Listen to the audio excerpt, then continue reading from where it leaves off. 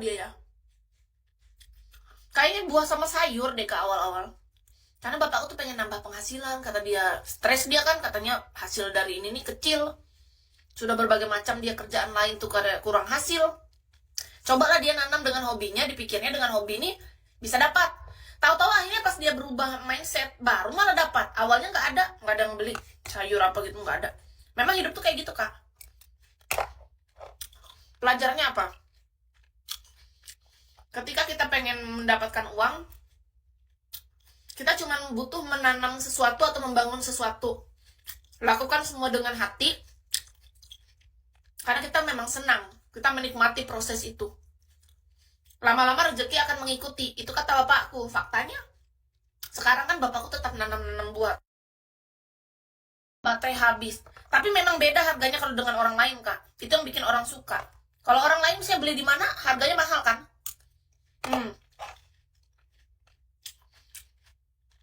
Bapakku melakukan sesuatu itu karena dia seneng kan? Jadi ibarat kayak barter lah, take and give aja.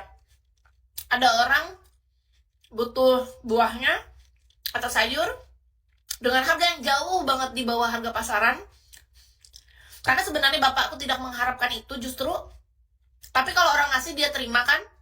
Karena itu rezeki kan, untuk ganti pupuknya atau apa. Padahal kalau untuk balik modal tuh nggak sama sekali. Aku pernah nanya, Pak, dari semua tanaman papa ini, apakah papa merasa balik modal? Oh jelas tidak. Kan tujuan papa memang bukan ke sana, kata dia. Ini bukan masalah balik modal, nak. Tapi masalah kesenangan hati. Jadi papa kan udah berubah mindsetnya, kata dia. Papa melakukan ini karena papa hobi. Papa suka. Dia seneng. Karena dari senengnya itulah. Jadi kalau ditanya bahkan balik modal pun tidak.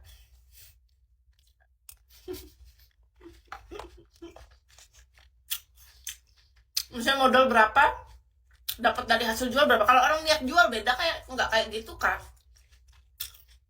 Perhitungan bibit, perhitungan pupuk, perhitungan tenaga, waktu yang terbuang, masa panen.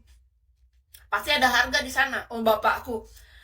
Aku ingat buah nanas yang dijual sama dia aja harganya 500 rupiah, 1000 rupiah. Paling mahal 3000 rupiah udah paling besar. Sedangkan orang lain bisa 10 kali lipat dari itu. Ya karena memang niat dia bukan ke arah sana. Ada kebahagiaan tersendiri di balik itulah.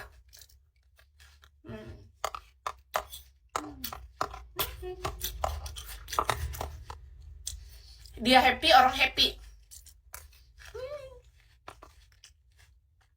Nah.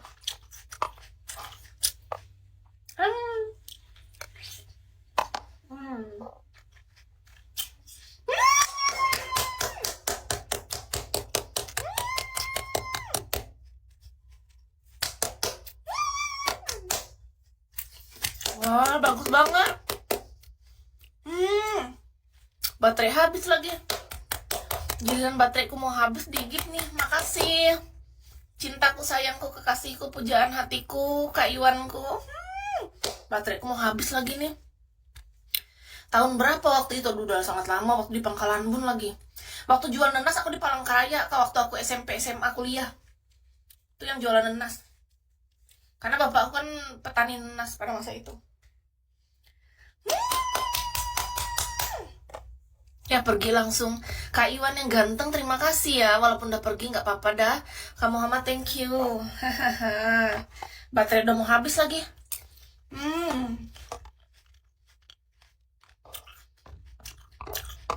Bentar lagi gini aja.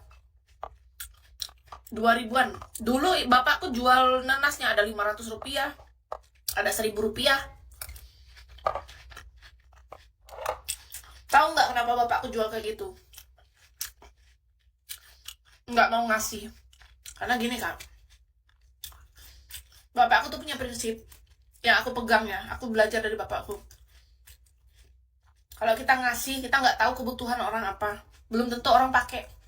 Tapi kalau kita jual dengan harga murah, orang tuh ada rasa dia mengeluarkan uang. Jadi dia tahu dia tuh mengeluarkan uang untuk apa. Dan otomatis ketika dia mengeluarkan uang, walaupun bukan masalah nilainya, ketika dia dapat sesuatu itu dia memang pakai, dia memang suka. Beda kan? Kalau kita bagi-bagikan, bisa jadi itu gak berguna untuk orang. Mendingan dia jual jatuh dari harga jauh yang lain, yang penting daripada itu buah dipanen banyak, ribuan, tapi membusuk. Mendingan dijual kasih murah tapi orang yang nerima tuh seneng. Itu prinsip bapakku. Terus aku tanya, Pak, coba hitung Pak pendapatan papa, balik nggak modal? Jangankan balik modal, beli pupuk aja nggak cukup. Kamu kira pupuk murah? Dikasih tahu bapakku harga pupuk yang dia pakai. Kataku, oh iya juga. Ini karena papa senang kan? Aku bilang, ya udah. Karena emang dia senang. Kayak mana? Mau apa? Coba pikir secara logika. Nggak masuk logika kan? Hmm.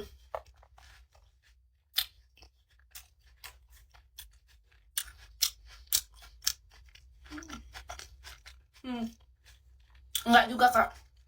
Sampai sekarang masihnya segitu-gitu. Tetap aja. Intinya kak bukan masalah dia era, tapi masalah perhitungan pupuk nggak balik modal aja tuh udah nggak masuk akal. Beneran. Pupuk nggak balik modal aja itu udah nggak masuk akal kak.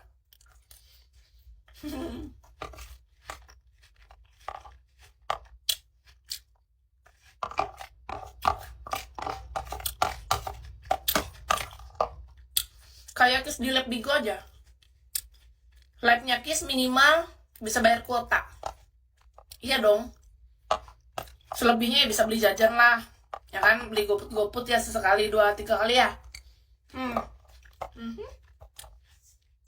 Kalau sampai lab kita nggak bisa ganti kuota, gimana? Ada pupuk bantuan bapakku kalau dia lagi nggak beli pupuk mahal. Bapakku tuh cerdas. Modal dia habis nih misalnya untuk beli pupuk yang bagus, dia pakaiin dari hasil buangan makanan harian. Misalnya kakak nih ada bekas makanan yang dibuang-buang ke tong sampah tuh dipilah. Jadi kalau sampah plastik, sampah apa yang nggak bisa dicerna oleh tanah itu dipisah. Di rumah bapakku tuh tong sampah ada 2 kak. Tong sampah sebelah itu untuk bahan-bahan plastik yang nggak bisa dicerna tanah. Yang sebelah tuh untuk kayak makan makanan, bekas makanan gitu tuh dicampur jadi satu di sana. Kayak bekas cucian beras, makan makanan ikan segala apa, kuah-kuah sayur. Itu tuh dijadiin satu. Menurut kita itu jorok kan, tapi itu bisa pengganti pupuk. Itu bisa pengganti pupuk. Beneran. Kalau lagi modal habis ya.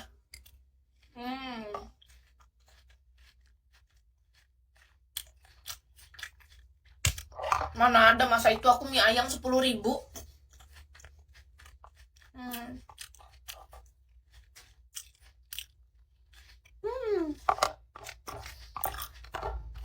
Kayaknya orang tuh akan kreatif karena keadaan kali ya.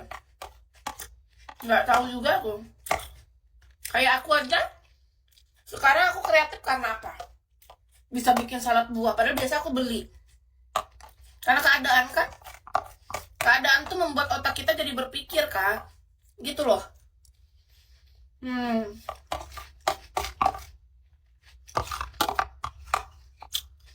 Seandainya kita terlahir dari lahir jadi orang kaya, mungkin otak kita juga nggak mau kita terlalu paksa bekerja. Ya kan? Jadi makanya kenapa kebanyakan orang kreatif tuh pasti berasal awalnya tuh dari keluarga menengah bawah. Jarang dari keluarga konglomerat. Keluarga konglomerat atau old money itu biasanya jadi pembeli. Contoh, orang yang membuat lukisan-lukisan, pasti tuh semuanya orang-orang yang berimajinasi tinggi kan. Berawal dari kegelisahan dia buat lukisan bagus. Habis itu dibeli sama orang-orang kaya yang benar-benar menyukai seni. Iya dong, lihatlah tuh kenapa hasil karya-karya di Bali dikirim-kirim ke luar negeri. Karena orang-orang luar negeri itu pecinta seni. Dibeli dengan harga mahal kan, hasil ukir pahat dari Bali itu banyak tuh, coba lihat. Itu pembelinya rata-rata orang kaya kak.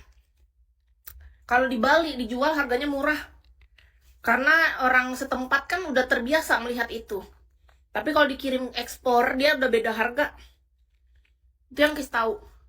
Makanya kenapa orang-orang yang biasanya dia memang ini bisa melakukan itu tuh pertama berdasar dari memang keturunan keluarga yang memang suka seni. Yang kedua dia pasti dari ya kegelisahan hidupnya lah.